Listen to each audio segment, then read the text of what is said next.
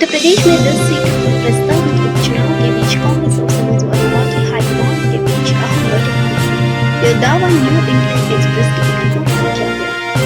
बाद की रिपोर्ट में दावा किया गया है कि कांग्रेस महासचिव प्रियंका गांधी वाड्रा ने बीते हफ्ते अपने आवास पर समाजवादी पार्टी प्रमुख अखिलेश यादव और रायबरेली सांसद राहुल गांधी के बीच बैठक कराई है।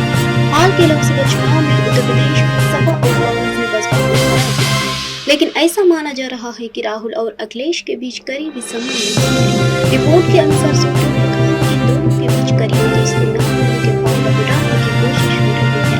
सूत्रों ने विभिन्न गठबंधन के शानदार प्रदर्शन का श्रेय देने के लिए कांग्रेस और सपा के बीच छिड़ी हुड़ी की और इशारा किया। दोनों दलों ने आगामी विधानसभा उपचुनाव साफ होकर लड़ने और वर्ष 2023 का विधानसभा चुनाव एक साथ लड़ने का फैसला किया। सूत्रों ने कहा कि प्रियंका को लगता है कि अलायंस लंबे वक्त तक चले, ऐसे में दोनों के बीच अंतर करने की जरूरत है। इसीलिए प्रियंका ने अखिलेश यादव, उनकी पत्नी और मैनपुरी से सांसद डिम्पल यादव और कांग्रेस के पूर्व अध्यक्ष को अपने आवास पर चाय के लिए बुलाया है। सूत्रों के अनुसार प्रियंका ने अखिलेश से कहा कि दोनों दलों के बीच स्वाभाविक तालमेल है और दोनों नेताओं को और अधिक चर्चा और बेहतर समझ की जरूरत है। रिपोर्ट में सूत्रों के अनुसार दावा किया गया है कि अखिलेश ने प्रियंका से सहमति जताते हुए कहा कि कांग्रेस को उनके साथ अधिक पारदर्शी होना चाहिए और यूपी के बारे में एक तरफा फैसले नहीं लेने चाहिए। राहुल और प्रियंका ने भी सपा के साथ बेहतर बातचीत होनी चाहिए।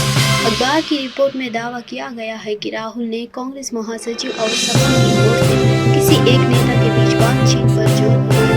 हालांकि अखिलेश ने कहा कि जरूरी फैसलों पर कमरे में मौजूद 4 लोगों के बीच ही चर्चा हो।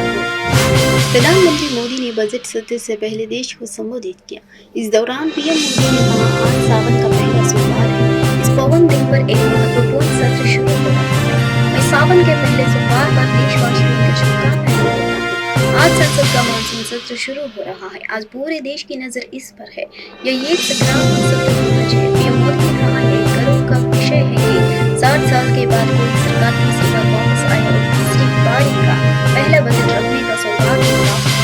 यह भारत के लोकतंत्र की गरिमामयी घटना के रूप में देश की देख रहा है। पीएम मोदी ने कहा, आज मैं विपक्षी सांसदों से भी अपील करना चाहती हूँ कि पिछली जनवरी से हम लोगों के पास जितना सामर्थ्य था, उसके साथ जितनी लड़ाई लड़नी थी लड़ी, जो बात जनता को बतानी थी बता दी, लेकिन अब वह समय से पहले के समाप्त हो गया है। देशवासियों ने अपना फैसला दे दिया।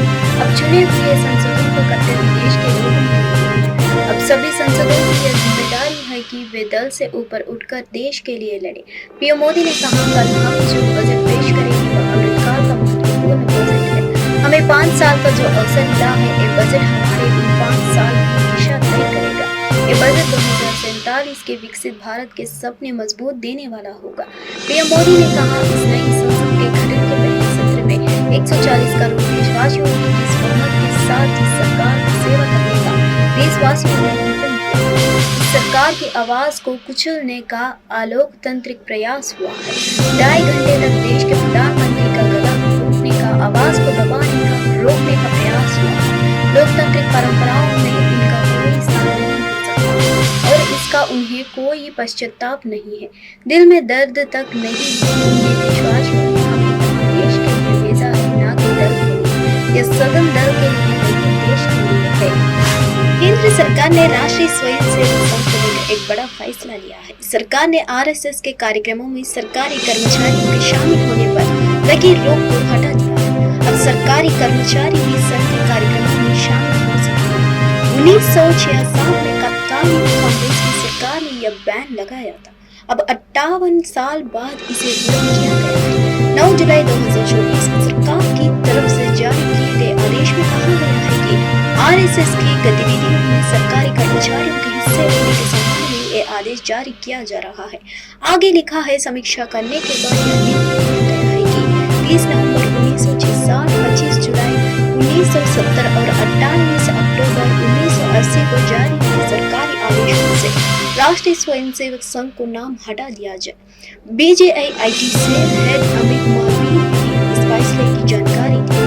उन्होंने लिखा, साल 1966 में यानी 58 साल पहले जारी असंवैधानिक आदेश जिसमें आरएसएस की गतिविधियों में भाग लेने वाले सरकारी कर्मचारियों पर प्रतिबंध लगाया गया था। इसे मोदी सरकार द्वारा वापस ले लिया गया है। इस आदेश को पहले ही पारित नहीं किया जाना चाहिए था। केंद्र की मोदी सरकार के इस फैसले को कांग्रेस ने विरोध किया है। रविवार 21 जुलाई को कांग्रेस महासचिव जयराम रमेश ने इस संबंध में एक्स पर एक पोस्ट लिखा है। उन्होंने लिखा, फरवरी 1948 में गांधी जी की हत्या के बाद सरकार पटेल ने आरएसएस पर प्रतिबंध लगा दिया है। इसके बाद अच्छे आचरण के आश्वासन पर प्रतिबंध को हटाया गया। इसके बाद भी आरएसएस ने नागपुर में कभी तिरंगा नहीं फहराया है। 1967 में आरएसएस की गतिविधियों में भाग लेने वाले सरकारी कर्मचारियों पर प्रतिबंध लगाया गया और यह सही निर्णय भी था। उन्होंने आगे लिखा, 4 जून 2024 के बाद प्रधानमंत्री और आरएसएस के बीच संबंधों में कड़वाहट आई है। 9 जुलाई 2024 को अड्डा हिंसा का प्रतिबंध हटा दिया गया, जो अटल बिहारी वाजपेयी के प्रधानमंत्री कार्यकाल के दौरान भी लागू था। मेरा मानना है कि नौकरशाही अब निकल में भी आ सकती है। बता दें कि 1966 और 1970 में सरकारी कर्मचारियों के आरएसएस के कार्यक्रमों में शामिल होने रोक संबंधी आदेश जारी हुए थे। इसके बाद 1977 में जब जनता पार्टी की सरकार बनी तो इन आदेशों को निरस्त कर दिया गया था। लेकिन जब 1980 में इंदिरा गांधी फिर से सत्ता में लौटी तो पुराने आदेश भी प्रभावित कर दिए।